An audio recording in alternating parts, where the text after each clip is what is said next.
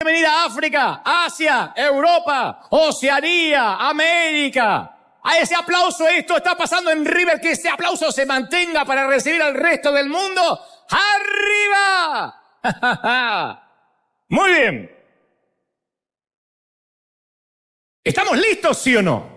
Bienvenidos a los que se conectan de otras partes del mundo. Ya estuvimos durante una hora cantando, adorando. Recién recibimos a un gran amigo de Argentina. Para los argentinos saben quién es. Y bueno, gran parte de América, que es Manuel Wirtz. Y todo lo que vivimos es maravilloso. Pero ahora cuando nos conectamos con el resto de la gente y de otras partes del mundo, dice, ¿por qué no pasan las canciones? Bueno, porque hay cosas que son para vivir la experiencia, para vivirla acá, y para que tengan ganas de venir también desde cualquier parte del mundo. Pero esto es para transmitirle a todos y a los que se suman y a los que somos aquí de la casa. Yo suelo contar una historia de que de no haber sido por un naufragio, metafóricamente hablando, nunca habría existido River Arena como tal. Yo recuerdo cuando me llamaron los Schuller, que eran los que estaban al timón de la Catedral de Cristal, de la mítica Catedral de Cristal, para decirme, vendimos el campus, Crystal Cathedral no va a existir más como tal, debido a una quiebra financiera, que nosotros no tuvimos nada que ver. Llegamos, estaba quebrada, porque algunos dicen por ahí, Dante quebró la catedral. ¡Oh, me siento halagado! Pues yo cuando te quiebro algo, lo quiebro a lo grande, pero no tuve nada que ver. Pero recuerdo cuando nos dijeron, no necesitamos una congregación hispana aquí. Estamos desarmando todo, literalmente. En realidad ya me había enterado aquella mañana leyendo el periódico que la catedral estaba en quiebra. Pero ellos me lo dijeron en un tono lacónico, ¿no? Como si no importara demasiado. El próximo domingo, dile a la iglesia que pueden buscarse otras congregaciones y tú puedes regresarte con tu familia a Miami. Y yo me había preparado un plan estratégico para los próximos 10 años. Y cuando me acuerdo de todo aquello, yo me pregunto si Dios no se estaría riendo mientras yo estaba haciendo mis planes. Torpes planes, ¿no? Porque apenas pudimos estar 3 años en el campus de la Catedral de Cristal. Y nuestros planes se deshicieron antes de que pudiéramos lograr siquiera una congregación sólida. Y ahí fue cuando comprendí que el sueño se estaba desmoronando. Para ese entonces, un querido amigo, Rick Warren, nos ofrece unirnos a Saddleback y ser un departamento allí en Lake Forest. Pero cada vez que oraba, yo sentía que Dios quería que avanzáramos a otro nivel, que no volviéramos a ser un departamento hispano de una iglesia anglo. No era un tema de orgullo, al contrario, hubiese sido una comodidad. Pero no sentía que ese era el camino. Y luego vinieron, para los que ya saben y están hace años, pero hay mucha gente nueva, que vinieron otros 3 años que siguen estando entre nuestras temporadas más frustrantes y desilusionantes de nuestra vida, de nuestra congregación. Pero no los cambiaría por nada esos 3 años, porque los naufragios, cuando se los maneja de una manera inadecuada, pueden ser devastadores. Pero cuando se los maneja como es debido, son lo mejor que nos puede suceder. Los naufragios, cuando algo se hunde, cuando un plan se desmorona, son las lecciones más grandes que tenemos en la vida. Uno aprende más de los naufragios que cuando el barco está seguro, porque esos naufragios impiden, por ejemplo, que nos atribuyamos el mérito por algún éxito y hacemos el importantísimo descubrimiento, que no es un tema menor, de que cuando incluso nos caemos de bruces, digo bruces porque soy un hombre fino, si no diría de jeta, al suelo, Dios está presente para levantarnos de nuevo. Y además de todo eso, los naufragios, los que somos náufragos y hemos vivido esos momentos, nos abrimos a otras opciones. Cuando murió el sueño de quedarnos en el campus de la Catedral de Cristal, yo estaba dispuesto a ir donde quiera que Dios quisiera, pero no estoy seguro que hubiese estado abierto a la opción de recorrer hoteles durante 3 años. Por los que no saben, como no teníamos arena, nos congregábamos en distintos hoteles que nos iban rentando por fines de semana. El Marriott, el Hilton, íbamos al Lossy Fair, íbamos a un parque, al Pearson Park, bajo los árboles. Si te perdías un domingo, ya no nos encontrabas más, porque ese domingo decíamos dónde íbamos a estar el próximo.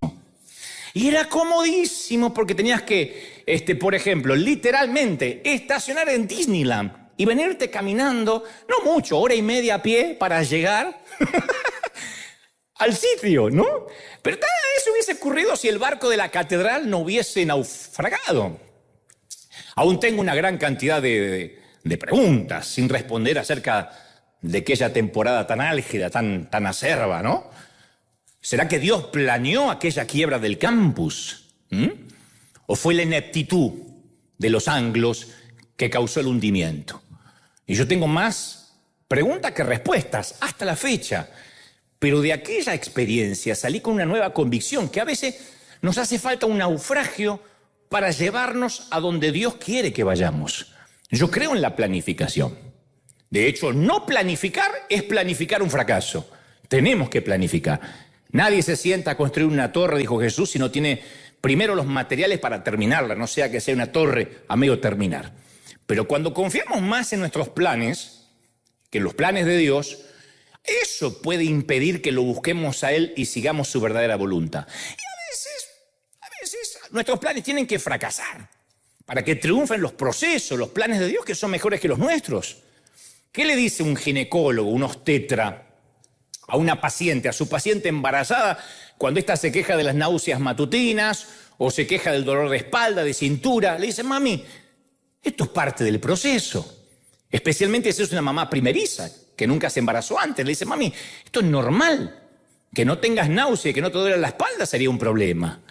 Problemas, peligros, fracasos, decepciones, traiciones, son todos los síntomas que a veces nos muestran que estamos en la ruta correcta. Pero claro que hay muchos tipos de naufragios también. No es solamente, se vendió un campus y tuvimos que mudarnos. Está el naufragio de la salud. Caramba, que lo hemos vivido durante la pandemia. Y hemos perdido seres queridos porque el grifo del oxígeno se cerraba sin decir agua. El naufragio de un matrimonio. Nadie va a un altar frente a un ministro, un cura, un rabino, un pastor, teniendo en cuenta que algún día estarás con esa misma persona en una corte frente a un juez. Pero de pronto viene el naufragio del dinero, de los recursos, el naufragio de una hija que no quiere verte. Y algunos hemos estado naufragando durante mucho tiempo y hasta a veces nos preguntamos si todavía estamos en el mismo mapa. Y entramos en una nueva normalidad. Estamos aferrados a una balsa. Hay gente que se acostumbra a estar aferrado a una balsa. Recién hablábamos eso con Manuel antes del servicio, de la gente que en nuestros países se acostumbra a la inseguridad, por ejemplo. Aquí hay también muchos defectos en Estados Unidos, pero la inseguridad no es uno de ellos, no es algo que abunda en cualquier sitio. Y uno se acostumbra a veces a andar en la balsa de la inseguridad. ¡Uy, qué lindo! Hoy me asaltaron y me respetaron muchísimo. No, me robaron, pero contra respetuoso el muchacho. Porque me podía haber pegado, me podía haber matado y no, es como volvieron los códigos. Voté a un candidato, no sabe lo que es, no parece tan ladrón. Va a robar, pero menos. Así vivimos una balsa. Nos acostumbramos. Esa es la nueva normalidad. Y hay gente que no tiene idea de que va a salir de ahí algún día, que va a llegar a tierra firme. Pero sentimos muy en el fondo que el sueño que teníamos cuando niños o cuando adolescentes empieza a morir y nosotros también con él. Y ahí es cuando la fe se hace muy difícil. Oramos, derramamos nuestro corazón delante de Dios, no hay respuesta, no hay sentido de cercanía, no hay consuelo en la Biblia. Entonces nuestro espíritu se siente árido, nuestro alma se siente estéril. Y no solo que estamos en el desierto, sino que el desierto se nos mete dentro, que eso es lo peor, cuando la arena se nos mete en el alma. Es el polvo de la calle de tierra del desvío. Es la sed que produce el agua marina, el agua del océano. Y Dios, que parece no tener apuro. Dios está obrando en los naufragios, claro, pero en formas que uno no puede entender, que uno no puede ver. Y eso es vital y necesario para nuestro crecimiento. Que estamos en un naufragio y queremos una respuesta y la respuesta no llega. Mira, hacia el final de su carrera misionera, el apóstol Pablo iba camino a Roma para ser juzgado por el César, cuando el barco en que viajaba, narran las Escrituras, se hundió en el Mediterráneo. Ya Dios le había advertido a Pablo que iba a naufragar y le dijo él a los marineros lo que iba a ocurrir. La historia está en Hechos 27, 22, donde relata, dice, es necesario que tengan buen ánimo, muchachos. Mirá qué lindo, te vas a hundir, pero tenés buen ánimo. Porque no va a haber ninguna pérdida de ustedes, no va a haber pérdida de vidas humanas, les dice, sino que solamente se va a perder el barco. Yo supongo que ahí no estaba feliz el dueño del barco. Se va a perder la nave, pero no va a haber pérdidas humanas. Esta noche ha estado conmigo el ángel de Dios, de quien soy y a quien sirvo, y me dijo que no habrá pérdidas humanas, solo la nave. Se los advierte algunas horas antes, apenas el barco. Y esto no es un tema menor, porque siempre hay vida después de los fracasos. Pero odiamos tan solo pensar en el fracaso porque asociamos por carácter transitivo el fracaso a ser unos fracasados. La sociedad nos lleva a pensar eso, pero es la empresa la que fracasó, no nosotros. Es la catedral de cristal la que quebró. Nosotros no somos unos quebrados. Es el noviazgo el que falló, fue el matrimonio el que fracasó, no tú. Es el evento o el proyecto que fracasó. Es lo que emprendiste lo que fracasó, no fracasaste tú. Es el barco el que se hundió, no nosotros. No es un atributo personal, no es un fallo de carácter. Hay gente que dice, yo fracasé en la vida, fracasé como padre. No, eso no te transforma en un fracasado. Lo mejor, en aprender a ser padre se te fue la vida. Porque cuando uno ya aprende a ser padre es abuelo. Y uno quiere resolver como abuelo lo que no hizo como padre. Pero eso no te hace un fracasado. ¿Por qué? Porque así como quienes tienen éxito, no necesariamente son gente exitosa, y me consta, quienes fracasan no necesariamente son unos fracasados. Fracasaron en algo, fracasó algo que emprendiste. Entonces nuestra identidad tiene que estar atada al destino que Dios nos ha dado, no a una iglesia, a una empresa, un proyecto o un simple bote que se puede hundir. Hay gente que dice, yo fracasé, perdí la casa. No, fracasó la compra de la casa que quisiste hacer. Pero no eres un fracasado, un comprador de casa fracasado. ¿A qué te dedicas? ¿A comprar casa y a fracasar? No. Porque, insisto, cuando naciste no le dijeron a tu mamá, señora, acaba de nacer un bebé fracasado. No. Va a fracasar, te va a ir bien, te va a ir mal. Entonces, yo no estoy seguro qué estaba pensando Pablo mientras el barco se iba a pique, a pesar de que sabía que eso iba a ocurrir. Pero imagino que por mucho dramamine que hubiese tomado, él tenía náuseas, frustración, ansiedad. La adrenalina debe haber fluido en cantidades industriales mientras trataba de mantener la cabeza fuera del agua. Y tiene que haber estado emocional y físicamente exhausto cuando por fin llegó a la orilla. Pero aún antes de secarse, la Biblia dice que el día pasó de malo a peor. ¿Viste cuando decís, qué más puede pasar? ¿Qué más? Y la mamá de tu esposa dice, hola, yerno. Decía, ahí está. Nada, yo la amo mucho a la suegra, pero si fueran buenas, Dios tendría una. Y Hechos 28:1 relata el incidente. Dice, una vez a salvo, ya pasó el naufragio, seguime. Dice, nos enteramos, dice el relator, el escriba, que llegamos a una isla que se llamaba Malta. Los isleños nos trajeron toda clase de atenciones, encendieron una fogata, nos invitaron a acercarnos, porque estaba lloviendo, hacía frío, o sea, el naufragio encima llovía y hacía frío. Y Pablo fue a recoger un montón de leña, las estaba echando al fuego, cuando una víbora que huía del calor se le prendió en la mano. Y al ver la serpiente colgada de la mano de Pablo, los isleños comentaban entre sí, sin duda este hombre es un asesino, porque se salvó del mar, pero ves que la justicia divina no lo deja en paz. Se ve que había un par de argentinos ahí, como aquella que no deja de hablar, y que...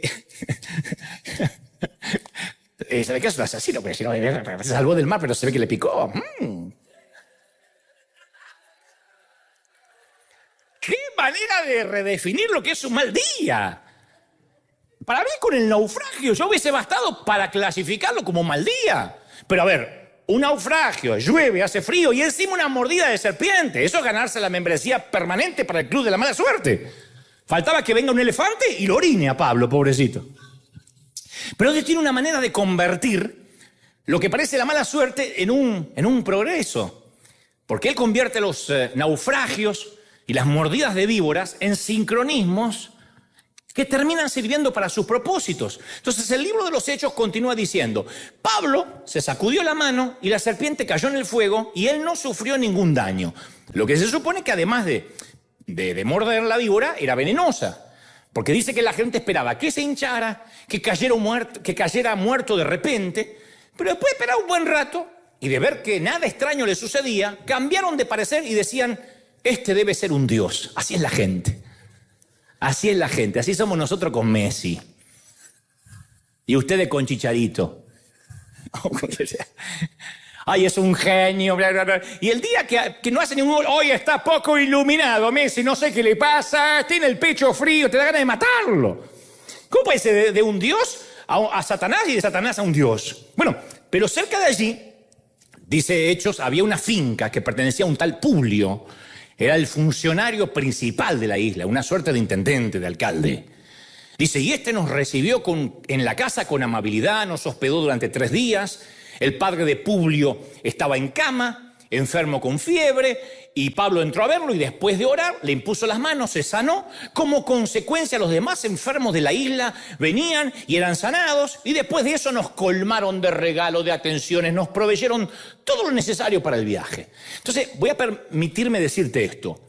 Pablo y Publio no se tenían que haber conocido. Si iba rumbo a Roma a ser juzgado Pablo, Malta ni siquiera estaba en el itinerario del apóstol. Imagínate que el prisionero del regimiento imperial de Roma hubiese solicitado una audiencia principal con el intendente o el alcalde de Malta. Se le habrían reído en la cara, lo habrían expulsado de la isla. Pero hizo falta un naufragio para situar a Pablo de manera estratégica en las coordenadas latitud 35 grados 50 minutos norte y longitud 14 grados 35 minutos este. ¡Ping! Ahí. Y también hizo falta una mordida de víbora para que se produjera aquella cita divina con Publio. Porque se ve que le dijeron, mira, hay un tipo que parece un dios, lo picó la víbora y el tipo siguió como si nada. Por supuesto, el naufragio y la mordida de víbora no estaban en los planes de Pablo. No se levantó a la mañana y dijo, hoy tengo ganas que me muerda una víbora.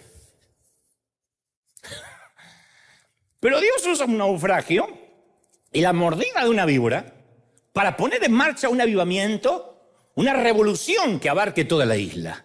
Entonces, si uno va a mirar los mapas misioneros de Pablo, que generalmente están en los apéndices de la Biblia al final, no vamos a ver ni una sola línea recta. Pablo andaba zigzagueando por todo el mundo antiguo conocido. Algunos de los lugares donde fue estaban planificados, la mayoría no. Pablo fue a parar a Atenas porque en Tesalónica una turba de judíos lo hizo huir de la ciudad. Viajó a Troas porque Dios le cerró las puertas en Bitinia. Terminó en Malta porque su barco se hundió en el Mediterráneo. O sea, Atenas, Troas, Malta no estaban en los planes. No obstante, Dios usó esos aparentes desvíos hasta un naufragio para ponerlo donde Él quería que estuviese. Entonces, un naufragio, un desvío en la vida, siempre nos va a llevar donde Dios quería que vayamos, que de otra forma no vamos a ir por las buenas. De hecho, hay gente que vive en este país, no porque dijo, qué bien que estoy acá. Me encanta Tijuana. Pero voy a cruzar así, sufro del otro lado. ¡No! Hay momentos que Dios nos tiene que empujar. Entonces, cuando pensamos en Jesús, las cosas más importantes que sucedieron fueron también durante el camino. Iba Jesús a la casa de Jairo para sanar a su hija enferma, cuando una mujer que tenía hemorragia tocó su manto y se sanó. Algo sucedió entre los puntos A y B en el camino. Viajaba Jesús de Galilea a Jerusalén, se detuvo en un pueblo llamado Sicar, en la región de Samaria. Y en el camino conoció a una mujer mientras descansaba junto a un pozo. Algo maravilloso sucedió entre los puntos A y los puntos B. Entonces, lo que creemos que es nuestro objetivo podría ser completamente otro objetivo para Dios. Ahora, yo estoy consciente, yo no voy a minimizar los naufragios. Yo estoy consciente que no hay nada más desorientador que esos tiempos intermedios entre la espada y la pared. Entre relaciones, entre trabajo, cuando uno tiene que estar en la nada, esperando. Soltó aquello y todavía no agarró esto. Y no hay nada que sacuda más a un barco que un mal diagnóstico, un despido, los documentos de un divorcio. Esas cosas hacen que nuestra brújula se enloquezca, empieza a girar. Entonces ahí nos sentimos perdidos porque nuestros planes, nuestra vida quedan deshechos. Lo que habíamos soñado se deshace, se desmorona. Pero lo bueno que tiene todo esto es que nos obliga a buscar a Dios con una intensidad totalmente diferente a como orábamos antes. Han venido muchos artistas desde un tiempo para acá, a River Arena, y todos coinciden en algo, que durante la pandemia casi nadie permaneció ateo. En un momento cualquiera que tenía un ser querido enfermo o él estaba en la cama, comenzaba a rezar, a orar, a levantar plegarias al cielo, a quien escuchara. Porque nadie muere ateo. Yo te lo cuento siempre, cuando un avión empieza a caer, me ha tocado estar en vuelos complicados y todo el mundo a alguien le ora. Una señora agarró una medallita una vez en un avión y me clavó las uñas en los brazos. Entonces me dice, nos vamos a caer, nos vamos a caer, nos vamos a caer. Y agarraba el rosario. Yo le dije, señora, saque las uñas de mi brazo primero, pues si me voy a caer no me quiero agarrar los dos cadáveres juntos. Pero tenían el rosario agarrado, pues. Claro, porque nadie dice, no, que me coman los gusanos y me voy a caer. No, en ese momento uno dice, si hay algo, lo quiero. Entonces, la desorientación tiene su manera, los naufragios, su manera de ponernos de rodillas. Y esa es una de las razones por las cuales las cosas malas que nos suceden terminan siendo cosas buenas. Entonces, no podemos controlar lo que nos sucede. Pero vaya, podemos controlar nuestra reacción a aquello que nos está sucediendo. ¿Alguna vez sentiste como si tu vida se está convirtiendo en una tragedia? Tu cónyuge te engaña, tu jefe te despide injustamente, alguien te hiere de una manera que parece que está más allá de tu capacidad de perdonar y sanarte. Y aún así uno puede escoger la actitud. Tenemos que renunciar en tratar de escribir nuestro propio guión. Tenemos que darle el control editorial a Dios de nuestra vida. Porque siempre decimos, lo conozco como Señor, como Salvador, pero no lo queremos como autor. Decimos, es el autor de mi vida. ¿El autor qué hace? Escribe. No decide el personaje de la historia, a dónde va a ir, cómo va a terminar. El autor escribe. El autor se toma licencias poéticas. Eso es el autor de mi vida. El autor escribe tu vida. Entonces, si le permitimos que comience a escribir nuestra historia, lo que nos aseguramos es un buen final del cuento. Yo no te puedo prometer una vida sin angustias, sin sufrimiento, ni pérdidas, y que nunca tengas que arrojar, Dios no lo permita, tierra sobre un ataúd, o besar una frente fría en lugar de una mejilla tibia, porque eso es la vida. El Señor prometió, tendréis aflicción, la vida no va a ser un juego de jardín, pero por lo menos te estoy prometiendo un final diferente. Convengamos, a la gente buena le pasan cosas malas, ¿cómo que no?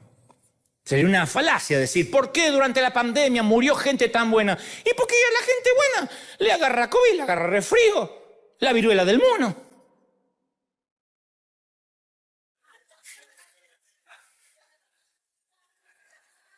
Y a lo largo del camino vas a pasar unos cuantos naufragios, unas cuantas mordidas de víbora, eso es la vida. El tema es que si él está al control, el final va a redimir la línea del relato.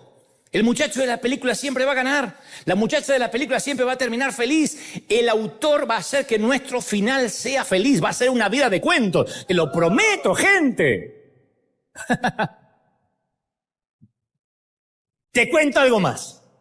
En la vida normal, vamos, a ver, estoy hablando desde la cuna a la tumba, desde el útero al sepulcro. Vamos, de la dependencia total a la independencia absoluta. Eso es la vida. ¿Qué hace un bebé por sí mismo? Nada.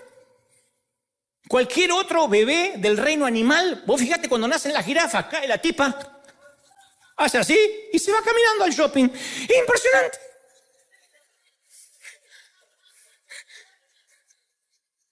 ¿Vos tenés una jirafa? El único que no puede hacer eso es el ser humano. Todos los demás animales tienen algo natural que están caminando hacia él. Vos ves el potrillito y ya está caminando. Y la madre, ¡plac!, lo tiene y se va a hacer su vida. Y deja que el pibe se haga solo, el chamaquito se haga solo. Porque tiene que hacerse fuerte. Los bebés no, los bebés humanos dependen de los papás. Los tienen que alimentar, los tienen que hacer eructar. Si no eructa se ahoga. Fíjate vos qué dependencia. Lo tiene que mecer, cambiar de pañales. Y nuestra meta como padres es ir llevando a nuestros hijos de la dependencia absoluta a la independencia, en especial el uso del baño. Decime si tu día más feliz no fue cuando dejó los pañales. 12 años tenía. No. Como que era incómodo levantar la patita. Entonces, una sana relación entre padre e hijo va pasando, insisto, de la dependencia a la independencia. En cambio, una relación con Dios se mueve en el sentido contrario, opuesto, es el reino del revés. Espiritualmente hablando, comenzamos en un estado de independencia total, porque el pecado consiste en llevar una vida independiente. Yo hago lo que quiero y a mí Dios no me importa, ni se mete conmigo, ni yo con Él. Es como vivir como que Dios no existe. Pero a medida que uno va madurando, consiste en moverse en esa línea continua hacia una dependencia total de Dios. Es aprender a vivir una dependencia diaria. Y a veces nos hace falta un naufragio, ¿cómo que no? O una mordida de víbora para llegarnos a ese punto. Ese tipo de desorientación es natural. Es saludable cuando decís, no sé qué voy a hacer, no sé con quién me voy a casar, no sé de qué voy a trabajar, cuándo me van a salir los papeles. La mayor parte del tiempo no vamos a saber con exactitud dónde nos dirigimos. Pero esa desorientación desarrolla nuestra dependencia respecto de Dios. Y esa dependencia de Dios y los planes de Dios para nosotros nos van a llevar al destino. Cuando nos volvemos independientes nos volvemos torpes, estoy hablando en términos espirituales. Nos volvemos canallas. Gente que dependía de Dios para todo, en cuanto tuvo crédito y tuvo un poco de dinero, lo primero que hace es abandonar la iglesia, dejar de orar, porque ya tiene. Entonces, cuando empiezan los nuevos capítulos de nuestra vida, a veces tienen que comenzar con una buena desorientación. Cuando vas a estudiar algo, vas a hacer un trabajo que no hacías, te dan un curso de orientación. En cambio, Dios comienza los capítulos de nuestra vida con un curso de desorientación. Jesús no daba sesiones ni cursos de orientación. Jesús los desorientaba a los muchachos. Yo siempre veo a los discípulos y me da la impresión de que siempre estaban desorientados. ¿Cuándo será esto? Y vendrás en tu reino. Y no sabían nada. Y nosotros decimos, qué tipos inmaduros. No, es la manera que tenía Jesús de hacer discípulos. Que desaprendieran para después poder aprender. Entonces, una cosa que sé es esto. Si no fuera por la desorientación de la Catedral de Cristal, no habríamos sido orientados a hacer River. Nunca. No habríamos ayudado al mundo. Seríamos un departamento hispano de una iglesia anglo cómoda. Y te digo algo más. ¿Cómo fue a parar Pablo a la isla de Malta? Gracias a la habilidad del capitán del barco, a las habilidades de los marineros de la tripulación. No, la Biblia dice que llegaron a Malta debido a algo que estaba fuera del control, el factor viento. Habían encontrado unos vientos de frente que hacían difícil mantener el rumbo del barco. Entonces el viento estaba en contra de ellos, así que de manera que navegaron a sotavento de la isla de Creta. No pudieron hacer girar el barco en el sentido del viento. Y vientos con fuerza de tempestad azotaron el barco como si fuera una cáscara de nuez. Y fue precisamente el factor viento lo que llevó a Pablo exactamente donde Dios quería que esté. Yo hace un tiempo estaba en un avión que no se le daba la autorización para salir, para despegar, debido a los fuertes vientos. Yo he visto aviones despegar con nieve, con lluvia.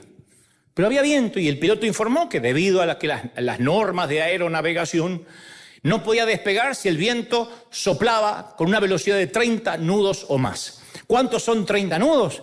No tengo la menor idea. Googleen, investiguen. Pero con 30 nudos no sale. 29 nudos a lo mejor te despega, 30 no. Y mientras estábamos allí en la pista, yo reflexionaba, digo, qué incongruencia. Estábamos sentados en un avión Boeing 737 con 2 motores gemelos que eran capaces de desafiar la ley de gravedad y tener fuerza suficiente para alcanzar a una altura crucero de 900 kilómetros por hora y no podía despegar por el viento. Porque el viento es impredecible, es incontrolable. No hay manera de hacer que deje de soplar. No se lo puede cambiar de dirección. El viento es el viento, punto. ¿Qué nos recuerda esto? Lo que dice Juan 3:8. El viento sopla por donde quiere y lo oyes silbar. Y aunque ignores de dónde viene y a dónde va, lo mismo pasa con todo lo que nace del Espíritu de Dios. Entonces Jesús comparó el viento a la obra del Espíritu Santo, a la obra de Dios. Que a veces es un viento suave que te dice, por acá, ese chico no te conviene.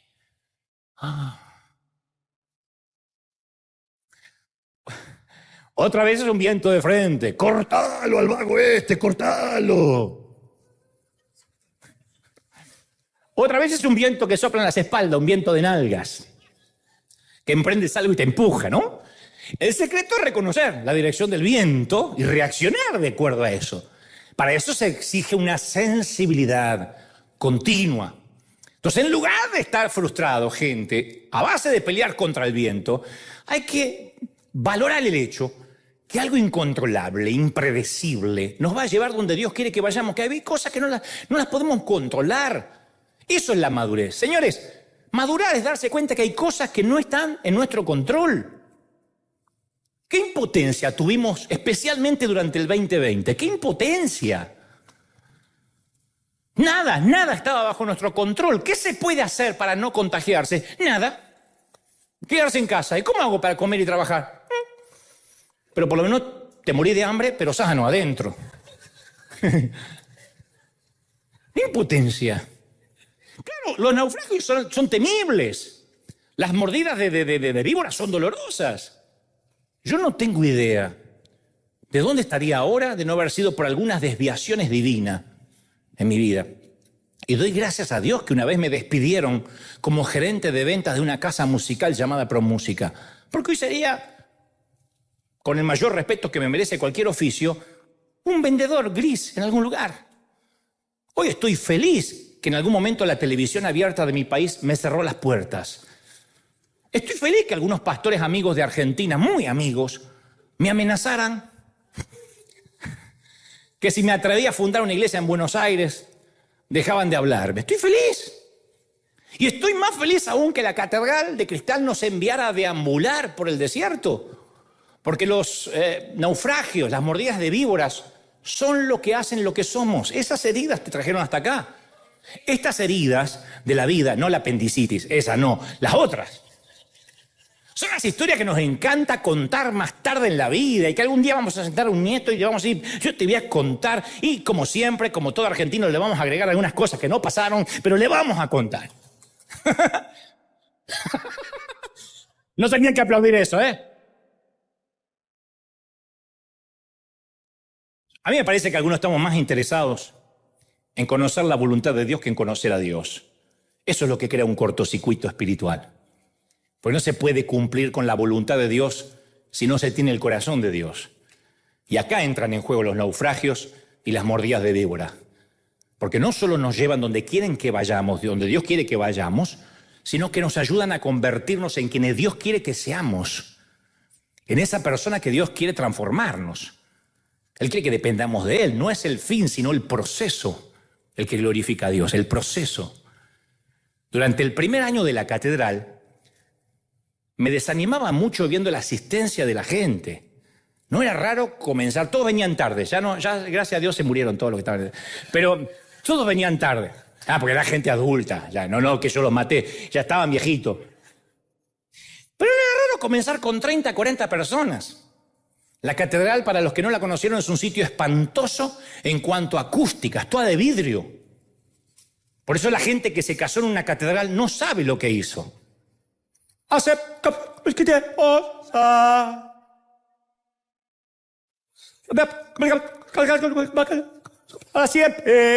es el sonido.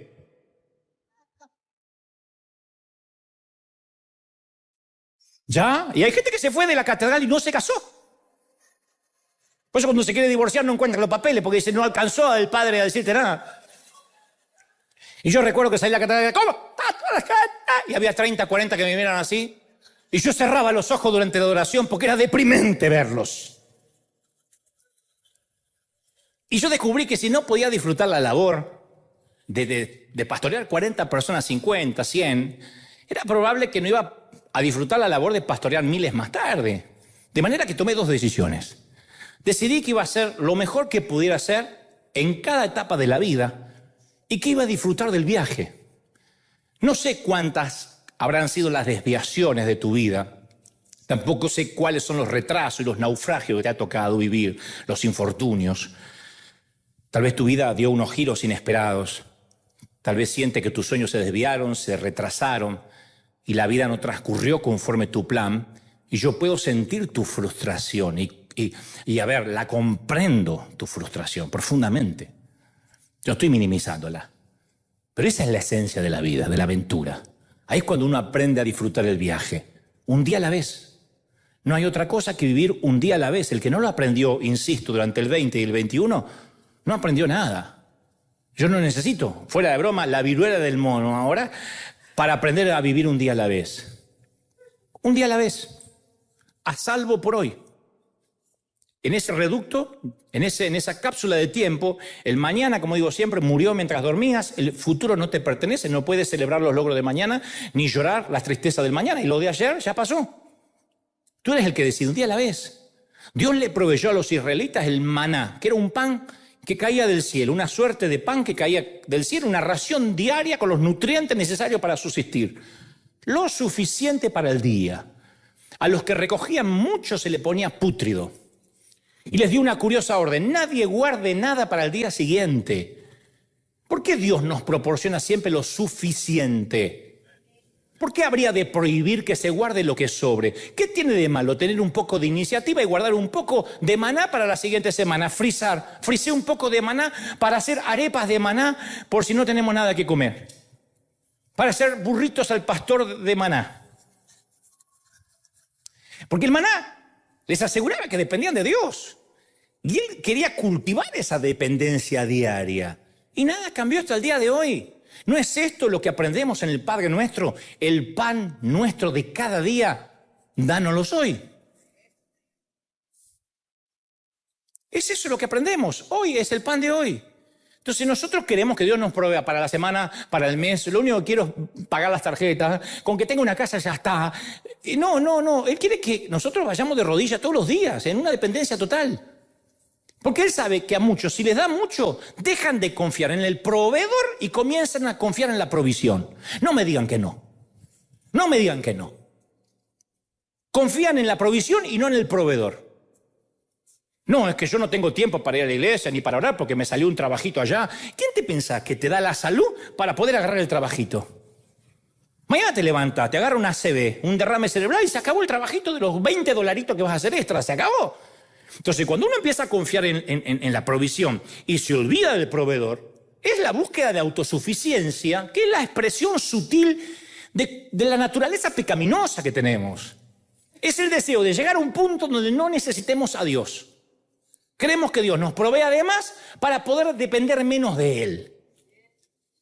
Entonces decimos, Señor, yo te pido nada más que me des. Son los que oran así, como dije el domingo pasado, dame mucho dinero y así puedo darle a los pobres. No, lo que estás queriendo es no tener que venir acá todos los días. Lo que estás queriendo es no depender de mí. Y otra de las razones por las que muchos se sienten frustrados durante los naufragios es que dicen, si yo estoy haciendo las cosas bien, ¿por qué me pasan cosas malas? Y bueno, porque la voluntad de Dios es difícil. Dios te va a seguir poniendo naufragios que ensanchen tu fe. Si pasas la tormenta, pasas a sueños más grandes.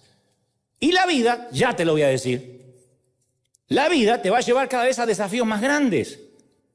Mentira de que cuando tus hijos crezcan, ay, me voy a sacar tantos problemas de encima. Tu abuela, van a crecer y los problemas son peores. Vas a decir, ¿te acordás cuando el principal problema eran los pañales? Porque las complicaciones que son evidencia de crecimiento, de la bendición de Dios. Si algo viene de Dios es una santa complicación. Entonces hay dos caras de la verdad. Las bendiciones te van a bendecir, sí, pero te van a complicar la vida. ¿Cómo que no? El pecado te complica la vida de maneras negativas. Las bendiciones te la complican de maneras positivas. Con cada nuevo nivel aparecen nuevas complicaciones. Más vas a ganar, más impuestos vas a tener que pagar. Yo te conté que una vez alguien, no voy a decir que debe ser del otro servicio, vino y me dijo que tengo sentimientos encontrados, me hizo el desgraciado. Tengo sentimientos encontrados. Y le digo, ¿por qué? Me dice, porque estuve indocumentado en este país por tanto tiempo y me salieron los papeles y ahora soy legal. ¿Cómo hace para que se encuentren los sentimientos? Yo estaría saltando una pata. Me dice, no, ahora hay que pagar a tío Sam.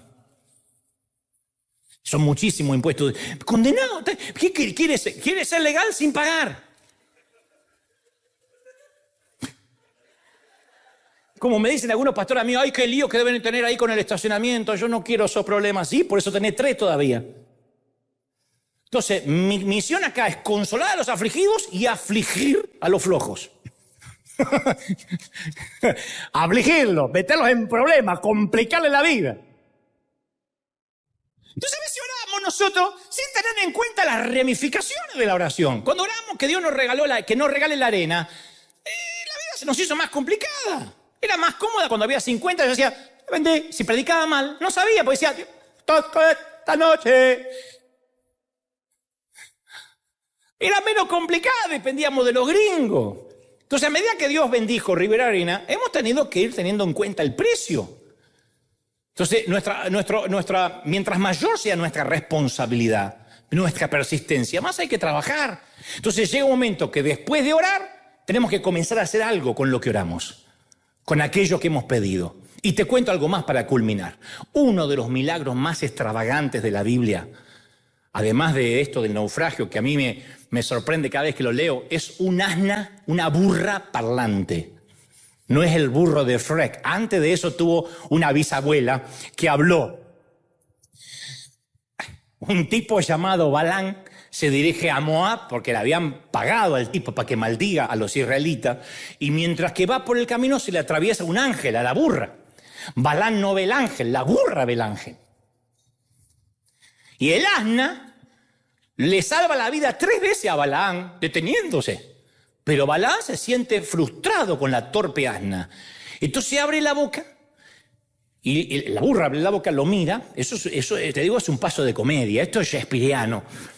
Dice, ¿se puede saber qué he hecho para que me hayas pegado 3 veces?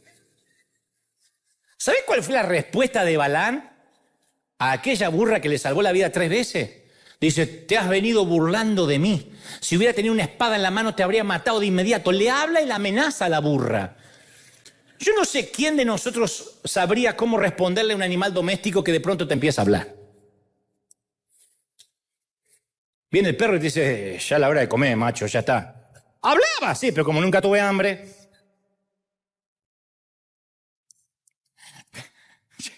Pero Balaán estaba tan furioso que no cabían sus cabales. Escúchame, si tienes una burla parlante entre tus manos, lo último que se te ocurriría hacer es matarla. Vas a hacer una fortuna.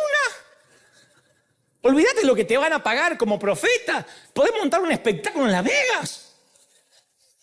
Y me encanta la respuesta tan racional que le da el asna. Y no puedo menos que preguntarme si no usaría un distinguido acento argentino. No, para que estuviera a la altura de su intelecto, ¿no? ¿Qué hace, papi? ¿Qué hacemos, hermano? Le dice la burra, ¿qué hacemos, papi? Soy tu burra.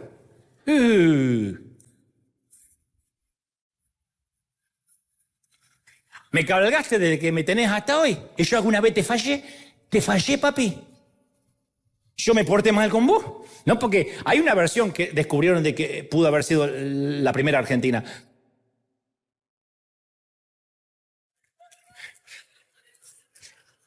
Le perdoné la vida a los mexicanos, a los salvadoreños. Pero puede cambiar. Pudo haber dicho, ¿qué pasó, manito? Ándale, carnal. ¿O qué pasó, parce? ¿Qué berraco eres conmigo? Como sea, la burra está ahí. Y el profeta más respetado del mundo, antiguo, se queda sin nada que replicar. La única respuesta erudita que dice, no. ¿Alguna vez me comporté así? Le dice la burra, no. Entonces el Señor le abre los ojos a Balaán para que viera al ángel. Le dice el ángel, ¿no te das cuenta que vengo dispuesto a no dejarte pasar porque he visto que tus caminos son malos? Cuando la burra me vio, se apartó de mí 3 veces.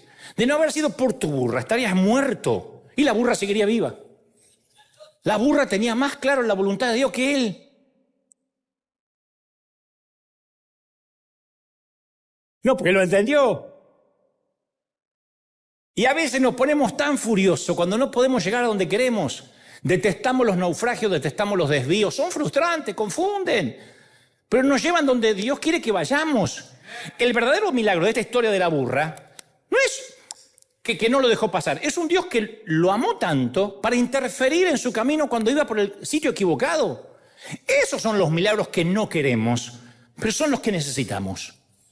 Y cuando miro mi propio pasado, me siento agradecido por los momentos que Dios interpuso en el camino, usando burras, usando naufragios. Lo que parece una oración sin respuesta significa que Dios tiene una respuesta mejor. Como dije el domingo pasado, Dios no puede hacer algo nuevo si primero no derrumba lo viejo. Entonces hay cosas que Dios te salvó. Hay relaciones de las cuales Dios te libró. Si tenés duda, agarrá el Facebook y buscá.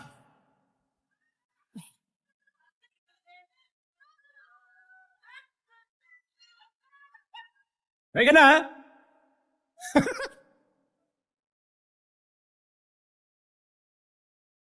Viste que 30, 40 años pasan en el Facebook como si fueran 120. Por más que se saquen así. Pero no hay forma. No hay manera. Y Apocalipsis 3:7 dice esto, dice el santo, el verdadero, el que tiene la llave de David, el que abre y nadie puede cerrar, el que cierra y nadie puede abrir. Yo he puesto delante de ti una puerta abierta que nadie puede cerrar. Yo oré eso centenares de veces. He visto abrir puertas de las cuales nunca me hubiese podido imaginar. He hecho cosas, he conocido lugares que no tenía ni que hacer ni que decir. He almorzado, y Dios sabe con qué corazón lo digo, he almorzado con presidentes, cenado con gobernadores, con embajadores, me he sentado con celebridades profesionales. Yo nací en Billinghurst. ¿Ustedes saben dónde queda Billinghurst? Nadie sabe dónde queda Billinghurst. Porque no es como, viste, pasando de ahí, llegar ahí. No, eso no queda de paso de nada. Para ir a Billinghurst hay que ir a Billinghurst. No es algo que yo hubiese podido organizar. Pero me di cuenta que dejándome llevar por los pasos del Señor, Él me sentó en sitios y me llevó a lugares que yo no hubiese podido nunca, ni con mi capacidad, ni por un tema de carisma, solo de la providencia divina. Yo no puedo dejar de pensar que de no ser por la pandemia, nunca habíamos transmitido al mundo entero. Nuestra iglesia se mantenía con servicios dominicales, subsistía como iglesia, pero la pandemia dio inicio a un montón de acontecimientos que irreversiblemente dieron inicio a otros sucesos. Ni en el mejor de nuestros sueños habríamos pensado que una iglesia hispana tendría la capacidad de enviar casi 10 millones de dólares, un poco más de 10 millones de dólares, al resto del mundo en el peor momento del planeta. Y yo me pregunto si todo esto hubiese ocurrido sin el naufragio que nos obligó a cerrar el edificio. Este naufragio que se llamó pandemia fue lo mejor que a nosotros nos pudo haber pasado. En lo personal, hasta los medios de comunicación me vinieron a buscar. No tuve que ir tras ellos como otras veces. Me contrató hasta la cadena CNN, no soy ni periodista. Y CNN me vino a buscar. Entonces, cuando Dios dijo el 2020 va a ser un año de la mayor cosecha en River, yo pensé, bueno, vamos a crecer un poco. Pero en pocas palabras yo no me imaginaba lo que Dios podía hacer con un simple naufragio. Al menos no nos hubiésemos convertido en este River que somos hoy. Entonces, ¿fue doloroso el naufragio? Sí, claro que sí. Pero en nuestro caso solo nos costó la nave. Y la ganancia fue mayor. Solo se perderá la nave, el barco. Porque siempre hay vida después de los fracasos, siempre. Y yo quiero que te grabes una vez más esto. Insisto, soy monotemático, pero esto quizás sea lo más importante. La empresa es la que se perdió, no tú. El noviazgo se perdió, el matrimonio, en el peor de los casos, se perdió, no tú. Es el proyecto el que se te hundió, no tú. Es el barco el que hundió y fracasó, no los marineros. Nuestra identidad no está atada al barco. Qué triste que tu identidad sea el crédito, que tu identidad sea la casa. Toca perder y toca ganar, es la vida, ¿de verdad? ¿Hace falta que te lo digas o es la vida? A veces toca ganar. A veces toca al revés, a veces toca cara o seca. Eso es la vida. Todos los días nos jugamos a que nos toca perder o nos toca ganar. ¿Es lindo ganar? Sí. ¿Es feo perder? Sí. Pero es la vida. Decirle a nuestros hijos que van a ganar siempre es enviar pusilánimes a la vida. Flojos. Que van a salir pensando que la vida y Dios le deben algo. A veces toca perder. Te voy a decir una frase que solían decir los abuelos antes. Al fin y al cabo es plata, es dinero, papel. Sí, pero el dinero me ayudaría. ¿Y qué es lo peor? Que tengas que vender tacos, salir a un puestito, que tengas que rebuscarte, hacer una chamba. ¿Qué es lo peor? Todos venimos de ahí. Y a veces toca ganar, a veces toca perder. El tema es no atar nuestra identidad. a un negocio, a una iglesia, a una empresa, a un matrimonio, a un proyecto. ¿Sabes la cantidad de pastores que se quitaron la vida? Fundamentalmente cuando se cerraron los edificios porque su identidad estaba asignada a la congregación. U otros estaban depresivos, no llegaron a tal punto, pero estaban deprimidos, pues no tenían gente a la cual mandar, no tenían gente que les agarrara el saco, les cargara el maletín, le dijera, hoy pastor, pase por acá. Y se sentían frustrados, porque vivían en su propio feudo, en su pequeño reino, y cuando se les acabó eso y su identidad estaba atada a eso, entonces se sintieron de que ya no tenían sentido de vivir. ¡Qué feo! Es como matar la identidad a un rating televisivo, una mayor cantidad de libros, de discos, de la casa. En uno de mis libros yo repliqué un fragmento de la película de Zemeckis, Náufrago, del año 2000, protagonizada por Tom Hanks, que hace de Chuck Nolan, una suerte de gerente de FedEx, que naufragan, el avión cae, termina en una isla, y cuando él es rescatado le dice a su amigo, pensé que nunca iba a salir de esa isla. Que iba a morir ahí, totalmente solo. Creí que me pasaría algo o me enfermaría. Pero sabía de alguna forma que tenía que continuar con vida. Lo intuía. Tenía que seguir respirando, aunque no tuviera razón alguna, porque mi lógica me decía que no saldría de este lugar. Y fue todo lo que hice, conservarme con vida. Seguir respirando y un día la marea trajo una vela y aquí estoy. ¿Y sabes lo que tengo que hacer ahora, mi amigo? Seguir respirando. Mantenerme con vida, aunque ya no sea un náufrago en aquella isla remota. Tengo que seguir respirando porque mañana saldrá el sol y quién sabe lo que traerá la marea. A lo cual a ese fragmento, a ese diálogo del actor, yo le agrego estas palabras. Cuando te sientas desesperado por el dinero que no llega, por la salud tuya o la salud frágil de un ser amado, por la tristeza que te sigue y no te abandona, por el corazón que yace roto en tus manos, por el miedo que te paraliza y no te deja volar, por la desesperanza que te erosiona la espera y cincela tu esperanza día a día, por el abrazo que tanto te hace falta, por ese sueño que se tarda. Créeme, no vas a morir en esa isla remota de Malta. Sigue respirando, no desistas de luchar. Solo se hundió un simple barco. Pero si tú te mantienes con vida, eso no es poca cosa. Así que hazte un favor. Sigue respirando, náufrago. Porque mañana saldrá el sol y no sabes lo que traerá la marea. Y lo que es mejor, no sabes a dónde te llevará Dios con este nuevo naufragio. Celébralo. Celébralo. ¡Dale el mayor aplauso de la historia del Señor de señores, gente!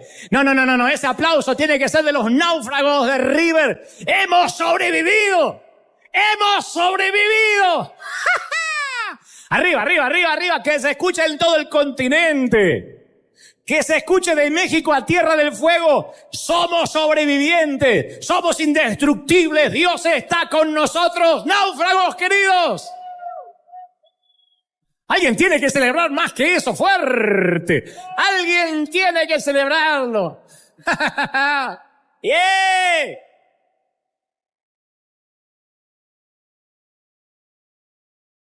Mirá, hay aquí de todo tipo de etnias, de raza, de países, de verdad, de todos los continentes. Tenemos gente representada de muchas naciones. Este es un país cosmopolita. Pero en algo todos coincidimos, convergemos en algo, tenemos un común denominador. La mayoría de nosotros no hemos tenido una vida fácil, ni una infancia más fácil. De donde venimos había que sobrevivir, había que heredar la ropa a los hermanos, había que guardar por si mañana no había, había que celebrar cuando había naranja o mandarina porque era el postre, había que cuidar la casa porque no era nuestra, o era prestada o la estábamos pagando. Celebrábamos una bicicleta de tanto en tanto rumbrada y fea que alguien nos había regalado, si es que lográbamos tenerla. Celebrábamos los calzones nuevos en el arbolito de Navidad.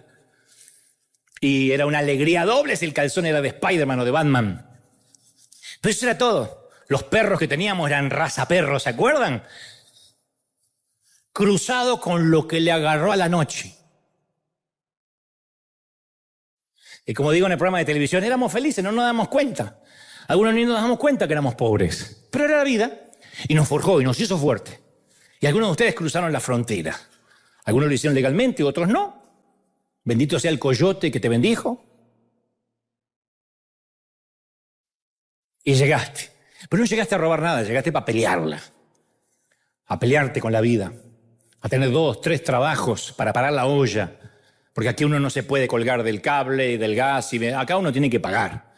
Entonces tuviste que entender que las reglas de juego habían cambiado y aún así seguiste adelante porque tenías hijos, tenías una familia. Y te partiste el lomo. Sí, no tuviste tiempo para jugar con tus chicos, pero la vida no te dio tregua. Y hay mamis acá que siendo muy jovencitas tuvieron que dejar de jugar a las muñecas para ser madres y ser responsables. Y de alguna forma la adultez te robó la infancia que todavía podías haber disfrutado. Y así fue que la vida nos puso en un camino difícil, lleno de naufragios, de mordeduras de serpientes. Pero las cicatrices simbolizan de qué has vivido, de qué hemos vivido. No las ocultes. El Señor no oculta sus cicatrices. Y si el Señor no quita sus cicatrices porque te tiene esculpido en sus muñecas, no te avergüences de las cicatrices de la vida. Y has atravesado divorcios, separaciones, frustraciones, te rompieron el corazón, salud frágil. Pero ahí estás, aquí estás. Cada domingo, celebrando, dibujándote una sonrisa, sacando fuerza donde no tienes. Los naufragios te han traído hasta aquí. Y mi consejo sigue siendo el mismo. Respira. Mantente vivo. Hazte ese favor. Mantente vivo. Respira. Mantente vivo. No sabes lo que la marea traerá mañana. No sabes lo que a dónde Dios te puede llevar. Sobrevive. Sé resiliente.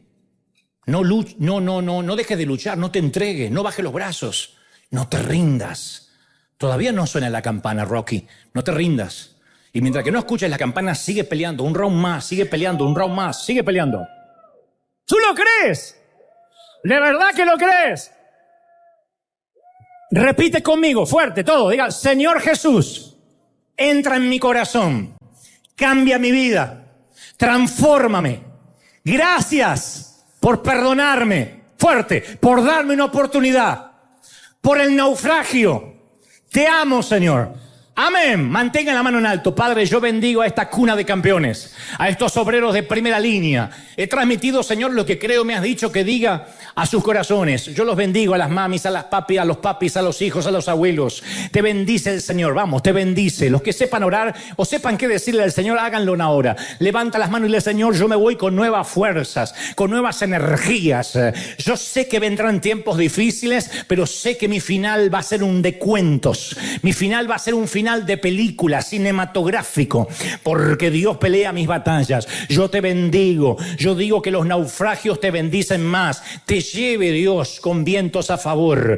Te bendiga en lo que haga, en lo que emprenda. Te bendiga en la ciudad, en el campo. Bendiga tu arteza de amasar. Bendiga tus herramientas de trabajo. Te bendiga en tu salida, Dios, y en tu entrada. En lo que hagas, en lo que suspires, en tus horas de descanso. Bendigo el fruto de tu vientre, mujer. Bendigo el fruto de tu trabajo, varón y mujer. Bendigo todo lo que emprendas, sueñes. Declaro, confieso, creo en fe que mayo, los últimos días y junio va a ser un cambio, un antes y un después en tu vida. Yo lo creo, yo lo declaro, yo lo confirmo. Te bendigo en todo lo que emprendas y sueñes, iglesia querida.